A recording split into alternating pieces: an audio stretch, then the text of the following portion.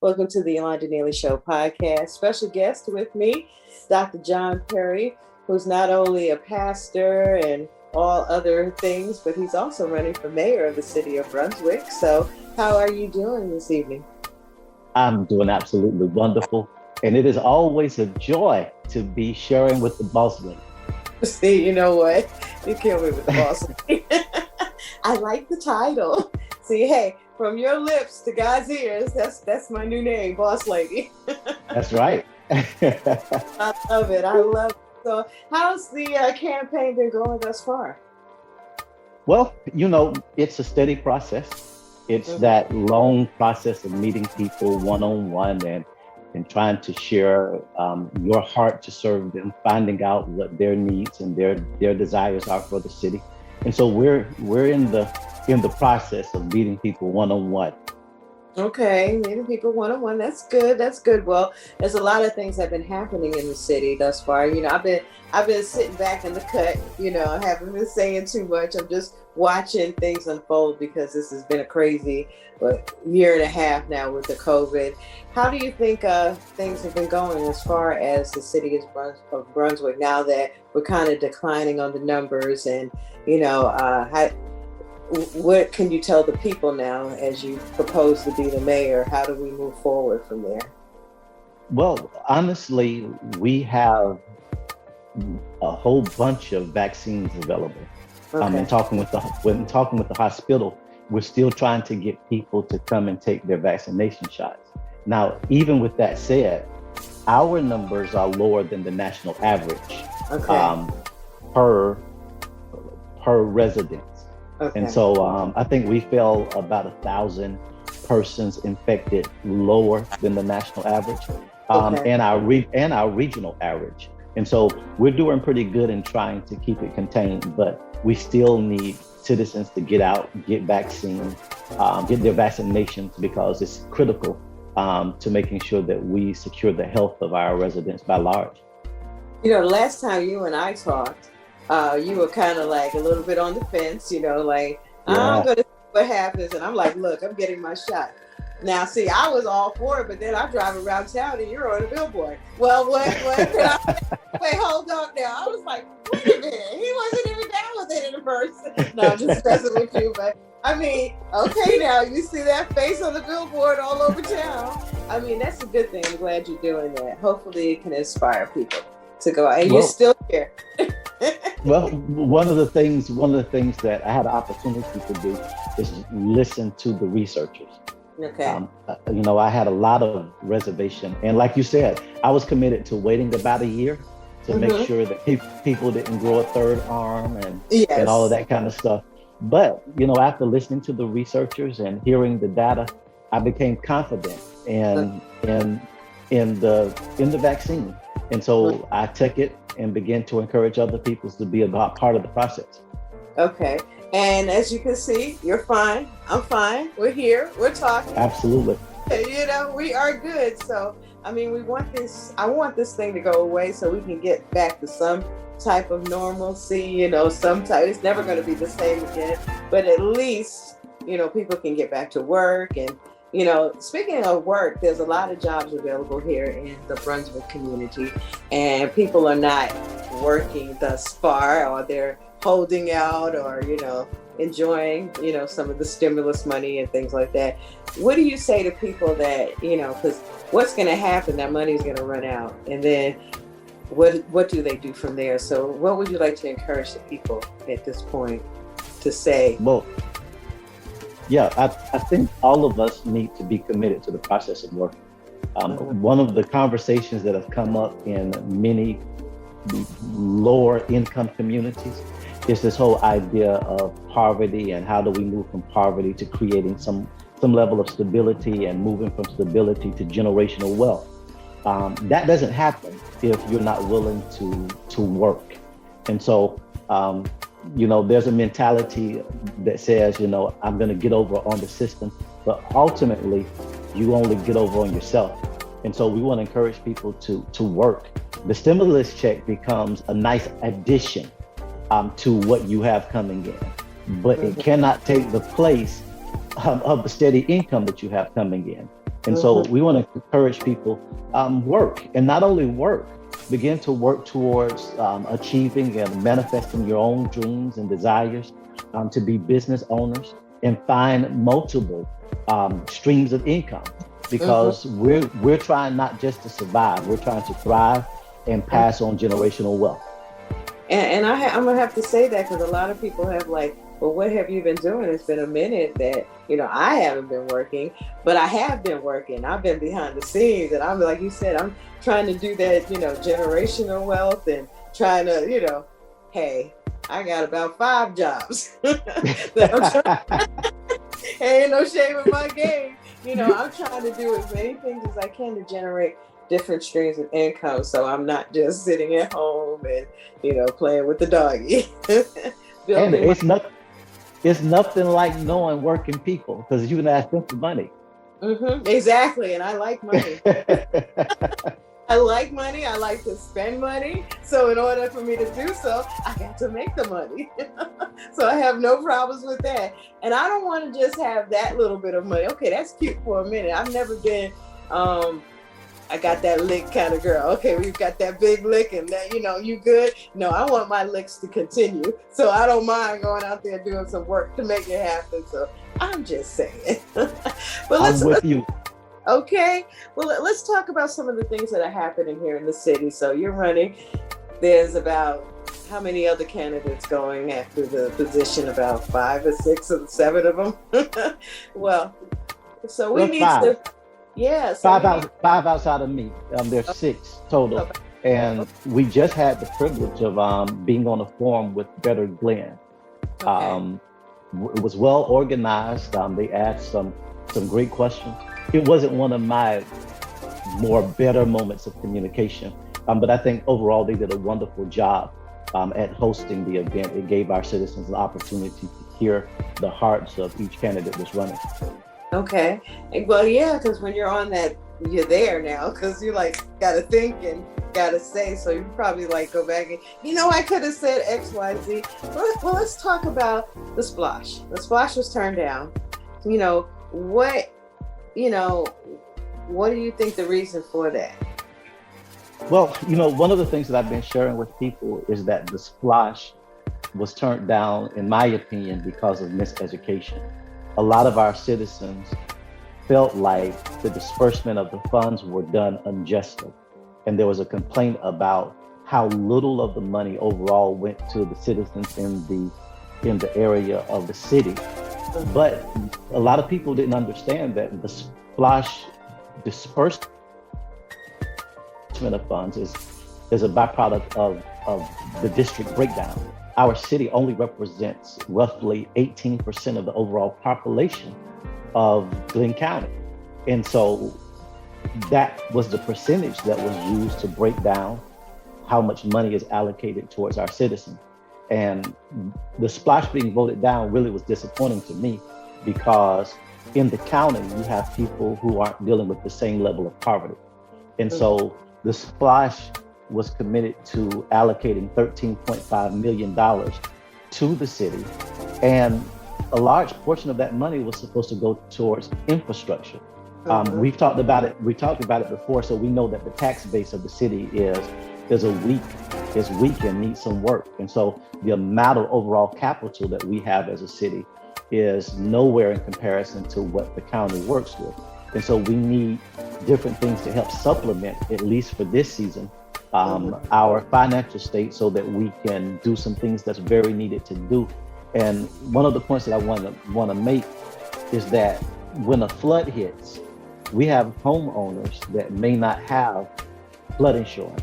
Right. So if a hurricane comes, or if heavy rains come and they wind up flooded, then our citizens, they are paying the cost of our failure to take advantage of what we could have had with Splash in dealing with some of these infrastructure needs. And so I was disappointed about it not being passed, and we've got to do a better job at really communicating to our members why Splash is needed. Now, another thing, Yolanda, that they pointed out is that a lot of people said they didn't agree with the projects that were on the Splash, but I can say unapologetically that the Right. city did a wonderful job outlining projects that were beneficial to the city. Um, I'm running for the mayor of Brunswick, Georgia. I'm not Right. running for a position in the county. So I can't speak to the projects that were represented in the area of the county. But in the city of Brunswick, the money was supposed to go to infrastructure. It was supposed to go to the money was allocated for the Roosevelt Harris Senior Citizen facility. Money was supposed to be allocated to parks and recreations. And so the money was being dispersed to areas of legitimate need for the city of Brunswick. And I believe that many of our city residents were unaware of that. And so they made the mistake of voting it down. Well, how do you get to the people to understand the city and the county? Excuse me. Yeah, that's something that we have to systematically go through the process of really educating our people. Because a lot of times when we have these conversations, the lines are blurred. You have people who think that we're running for mayor and that includes the county. When they're talking about county versus the city, they call Glenn County Brunswick, Georgia as well. And so people are thinking that, we're just one big melting pot. And the Right. reality is that as a city official, you only have governing authority over the city. And so we need to do better at educating our citizens, both in the city and in the county, about the difference. Yeah, I guess when you say, "Hey, I live in Brunswick," Yeah, or live in the Golden Isles, they're thinking, "Okay, you're the mayor," you right. know. But it's not like that. It's commissioners and things like that. So, 4 years. What do you want to do different? What do you want to tell? What's going to distinguish you from the other candidates? What does Dr. Perry want to do for this community? Well, I want to aggressively attack the issue of poverty. We know that our citizens are very discontent with the poverty levels in the city of Brunswick. And there's a three-pronged approach that I want to suggest that we take. First of all, that we aggressively increase the housing stock. And the reason that I keep communicating that is because we know we have a weak tax base. That's one of the ways that we can put more properties, put more money into our tax base by increasing the housing stock of our city. We have done a wonderful job providing housing for what you would call low income residents. But we have done a poor job at building houses for the working class and building housing for the middle class. And so literally what happens, if someone reaches a middle class status and they're looking for a home, they automatically go to the county because the city offers nothing at all. And so if we want to begin to attract a certain class of citizens, we've got to improve our housing stock. And so that's right up there at the top for me. Secondly, I want to try to make sure that we have support structures that aid our single parent homes. And I pause there because I have the tendency of saying single mothers, but sometimes you have single fathers. And so we want to build support structures that help to partner with the rearing of youth, the education of youth. And so that looks like this. In parks and recreations, we put in structured learning so that parks and recreation is not just somewhere where they do they do sports, but they are also able to go through tutoring, or they're also able to be a part of a chess club, be a part of a poetry, that we're really addressing this issue of the development of the mind within those support structures. And so that you could do that in parks and recreation, but you also can get churches involved. Many of our churches, the building is not being used Monday through Saturday. And so if they're willing to allow there to be programs that are funded through grants that are funded through partnership with other organizations, then we can put that in our local churches, and it becomes very accessible to the people within that community because they are uniquely community hubs. And thirdly, I'm interested in small business. I want to make sure that the residents within our city, that they are developing businesses, and that as a city, we're doing everything that we can do to ensure their success. There are contracts that the city has. I would love to see us come up with a matrix whereby we grant first opportunity to city contracts to city residents. And then we look towards the county, and then we look out abroad.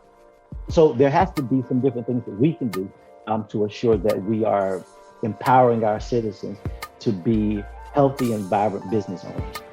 Well, not to play devil's advocate, but unfortunately, financially, the folks in the county or people coming into Brunswick, they're like, wow, this is a melting pot. They've got money from wherever they come from, Nashville or wherever, they decided to pick up roots and come to the Golden Isles or Brunswick, and they see downtown and they see a lot of these buildings, and they have the vision that some of the citizens who have grown up here, they have those same visions and they would love to do the same, but they're not they don't have the finances. So, that's wonderful. We can start within the city first, then the county, and then whomever wants to come in and really grow the city. But how do we do that? How do we help those people who have grown up in the city and have the vision?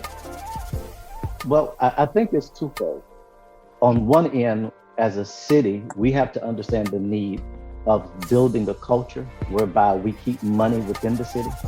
We begin to circulate it, and it begins to cycle within our city many times before it leaves our city. And so that happens through structure. But another part of what we have to do is there has to be community organizing, where we begin to develop a different mindset and build a different culture within our citizens.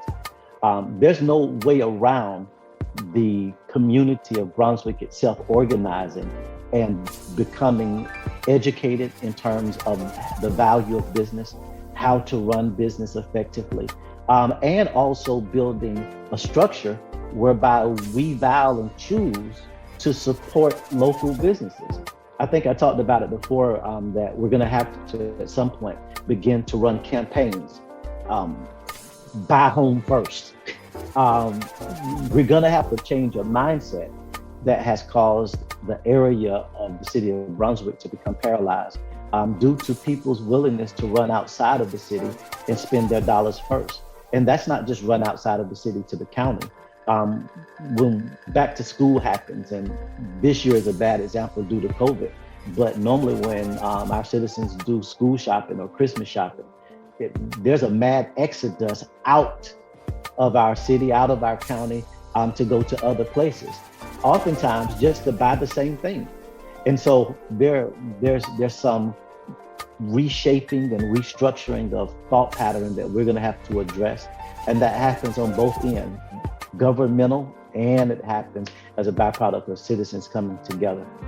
Now, as a woman that loves to shop, when you go to the bigger cities, you find more things and you don't want to see yourself in the same thing. So just to let you know, that's why we kind of make an exodus out, because you don't want to see, yourself in the same outfits that everybody else have on, and, the kids too. Well, here's an example for you. When it comes to purchasing a car, for some reason, people think they're going to get a better deal if they leave our immediate area to get a car than they could have purchased that same car right here. When you deal with the reality of doing business, on our end, we have to provide a certain level of quality, variety. We have to be competitive to make sure that our citizens are willing to spend their dollars with us home. And so it's a full circle reality that we've got to deal with. But we begin to have the conversation. begin to build awareness, and begin to strategize to make sure that we're making aggressive forward movement in those areas. Mm-hmm. Well, out of all the candidates that are running, why is Dr. John Perry the second, the one that we should call mayor? Well, I was asked this question when we did this recent forum, and I said that I really want to reshape that question to be, why am I the needed candidate? Okay. I believe that, right now I'm the candidate that's needed because over a decade, I have a track record of proving that I'm willing to be there and fight for the interests and the concerns of our people. In me, you don't get a career politician. My dream and my ambition was never to be a politician. I am a pastor, a community leader who sincerely loves this community and the people of this community. And because of that love, I've been willing to fight to make sure that they're given a fair shake. And unfortunately, much of the barriers that they deal with are structural. It's a byproduct of systems that have not been constructed properly. And so I believe I'm the needed candidate because I've shown for over 10 years now that if you need me, I'm going to be there. From when there was injustice in the employing practices of the school system, I was called upon, and as a pastor, I felt like it was my duty to go and speak truth to power and to say that these practices are unfair. Out of that, I was asked, will you continue this work and serve us as president of the NAACP? And because this community asked me to serve them in that capacity, I yielded myself and said, I'll do the work of fighting inequality and injustice. And from that seat, of course, we dealt with many, many challenges and things that plagued our community. And then the one of the last things that, of course, all of us stood as advocates against was the unfair killing of Ahmaud Arbery. And in that moment, I did my best to bring community together and to declare as one voice, not just as an NAACP, that as a city, this is not who we are. And we are committed to aggressively fighting any type of injustice of this nature because we are better than this. And so that's why I think I'm the candidate that's needed, because over and over again, I've proven that I'm willing to fight and advocate for this community. Mm-hmm. And speaking of uniting the community, again, because there's been so much, I'm over here and I'm over here, conservative and liberals and this and that, how can you, as mayor, unite this community or reunite this community? Because that's right, to me, that's lacking as far as leadership should do so. There's too many, I'm over here and I'm over there. And it's not big enough for all of that. So how can you unite what we have and continue to make it that nice hometown, sweet little Brunswick that we would love to love, that I love? Well, I think that begins in the reality of a person's heart. Mm-hmm. I'm a person who loves all people. It's not restricted to one class of people. It's not restricted to one race of people. I genuinely love all people. As a pastor, I communicate all the time that there's no such thing as a black church. Now, we may have a lot of black people assembled in this church, but the church is not a byproduct of color. And I approach that same mindset with community. In fact, with the NAACP, one of the things that I communicated from the very beginning is that the NAACP is not a black organization. It is an organization for all people who have a desire to fight against injustice and inequality.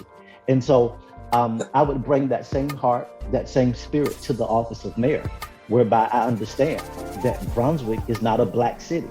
Brunswick is a city for all people who live within our community.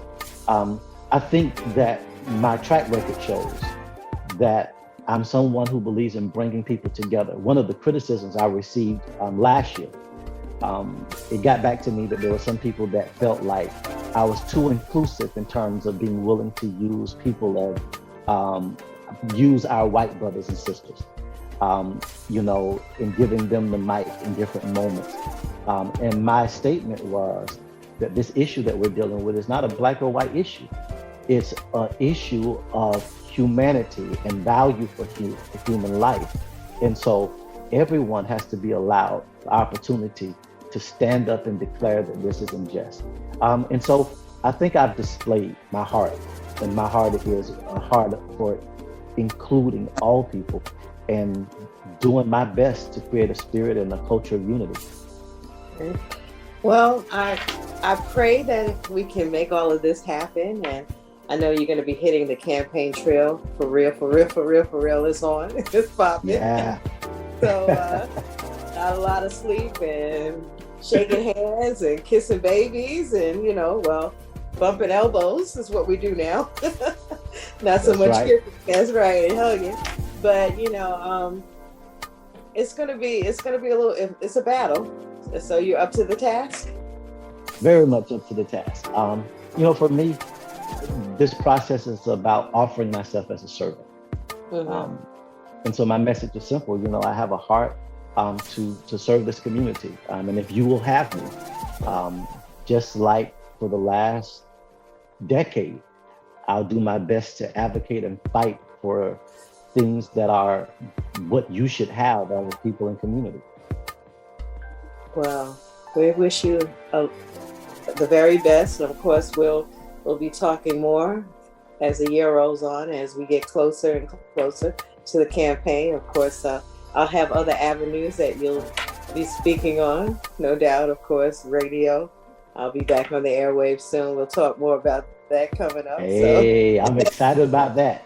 I'm excited about that as well. So the announcements will be coming out shortly. So yeah, I'm very excited about that.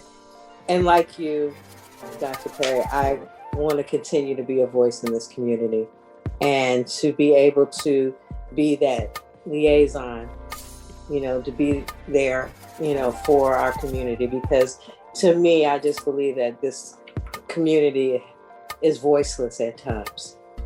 Yeah. In the Black community, more so. And one thing about me too, I'm like you. Hey, I don't care who takes the mic, white, Black, anybody, but just have a voice and be able to be heard. And I feel very blessed that I'll be back in a position that people can be heard again. We're very excited and blessed by that as a community. Literally, there's a healing to your voice. So just the ability to hear you while people are driving in the car, or to hear you while people at home dealing with the reality of the stresses and traumas of life, has a way of encouraging people. And so we're excited about you being back on the air, and I'm looking for that announcement. Oh yes, coming very soon.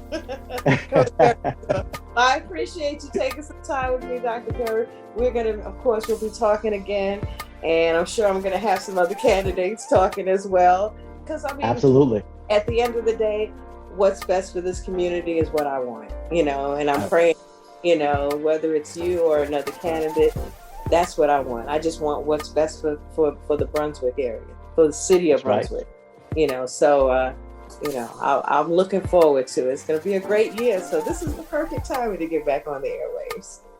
Absolutely. Yeah.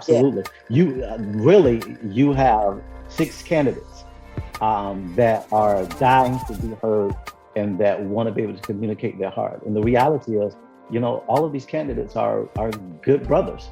Mm-hmm. And so I'm enjoying the process of getting to know them. And I'm enjoying, the journey of campaigning, and we'll see what the end brings. Okay. So, hey, fingers crossed, toes crossed. Well, it's been an absolute pleasure, as always, having you on the Yolanda Neely Show podcast. So looking forward to speaking with you a lot this year. So we'll be as the kids would say, chopping it up. All righty. Well, thank you for having me, boss lady, and I look forward to the next time. Okay, absolutely. Dr. John Perry on the Yolanda Neely Show podcast.